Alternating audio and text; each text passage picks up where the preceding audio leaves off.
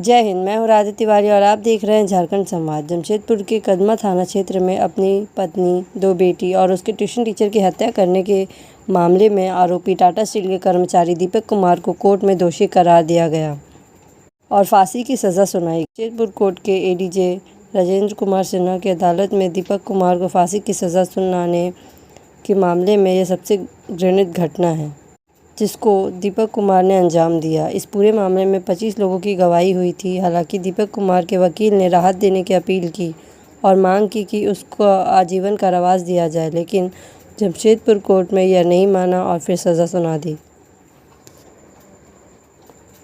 Ma'am, वर्षों लग जाते हैं किसी न्यायालय में कोई मामला का न्याय आने में। काफ़ी जल्द 2 साल के भीतर जो है न्याय, कैसा महसूस कर रहे हैं? इस फैसले से हम लोग खुश हैं।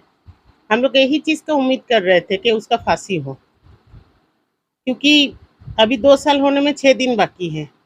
इसके अंदर जो फैसला सुनाई दिया है, इसमें हम लोग बहुत खुश हैं।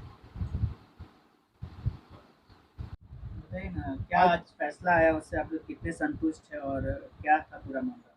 ये मामला था, जो आप लोग सभी को पता है कि जो ट्यूशन टीचर और जो बीना देवी और उनके 2 बच्चों का जो हत्या हुआ था।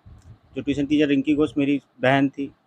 ये करीब 2 साल का करे संघर्ष के बाद हम लोग को ये सज़ा मिला है उसको, और इस पे ये फांसी का सज़ा है। हम लोग शुरू से ही एक चाह रहे थे कि फांसी का सज़ा हो, और ये सज़ा पाने का जब भी हम लोग को ये था कि फांसी होगा। आज जब ये कोर्ट ने ये कह दिया कि उसे फांसी होगा, इस पर हम लोग बहुत खुश हैं कि ये आखिरी में ये हुआ। 6 दिन बाद यही 2 साल पूरा हो जाता है। तो हम लोग को ये है कि अब जाके जितने जो थे, मेरी बहन या आनंद की बहन जो बीना देवी थी, उन और दोनों छोटे बच्चों का आत्मा को अब जाकर शांति मिलेगा कि उसको फांसी का सज़ा हो जाए। अब हम लोग से यही रहेगा, दरख्वास्त रहेगा कि जो राज्य के हाई कोर्ट है, वो भी ये फांसी का सज़ा को ही बरकरार किया जाए और उसको फांसी ही दिया जाए। ये हम लोग चाहेंगे, और इसमें हम लोग सही बात बता रहे हैं, बहुत आभारी रहेंगे अपना वकीलों का और का कि ये जिस तरह से तत्पर होकर इसको केस को किया गया है, समाप्त किया गया है, वो उसके लिए हम लोग बहुत आभारी रहेंगे। इसके ऊपर प्रशासन का सहयोग कैसा रहा? प्रशासन का सहयोग, वही हम कह रहे थे, प्रशासन और वकीलों का जो सहयोग था बहुत अच्छा था। तत्पर होकर इसको समाधान कर और ये अंतिम मोड़ पे लाया गया है। ये उनके बदौलत नहीं हो पाता इतना जल्दी। जैसे मान लीजिए कि अगर ये सजा को लेकर हाईकोर्ट में अपील करेंगे तो उसमें आप... और ये देखने के बाद भी कि इतना कुछ होने के बाद भी, जो आप लोगों को भी दिखा होगा, जब भी वो कोर्ट में पेशी में आया था, उसके शक्ल में या उसे देख के कोई शिकन नहीं है उसे कभी भी इस चीज़ का कि मैंने इतना बड़ा जुर्म किया, वो भी अपने परिवार के साथ और किसी और के परिवार के साथ, बस उसको कोई शिकन नहीं है, वो आराम से ही है। इससे समझ में आता है कि उस किस मानसिकता का रोगी है वो, तो उसको फांसी होना चाहिए। मेरा नाम तोमल घोष हुआ, मैं रिंकी घोष का बड़ा भाई हूँ।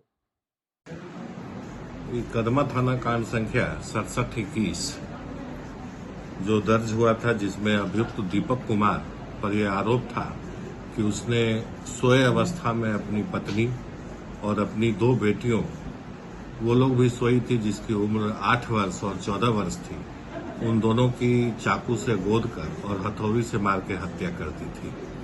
साथ ही उसकी छोटी बेटी की जो ट्यूटर थी, जो कि पढ़ाने आई थी, उसके साथ उसने बलात्कार किया और उसकी भी हत्या करके उसके शव को बॉक्स पलंग के अंदर छिपा दिया था।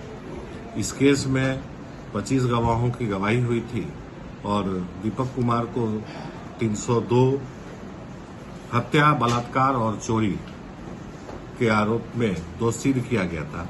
आज सजा के बिंदु पर सुनवाई हुई और एडीजे फोर्स के न्यायालय ने रेयरेस्ट ऑफ रेयर का मामला पाया और 302 भादवी के अंतर्गत दीपक कुमार को मृत्यु दंड की सजा दी गई।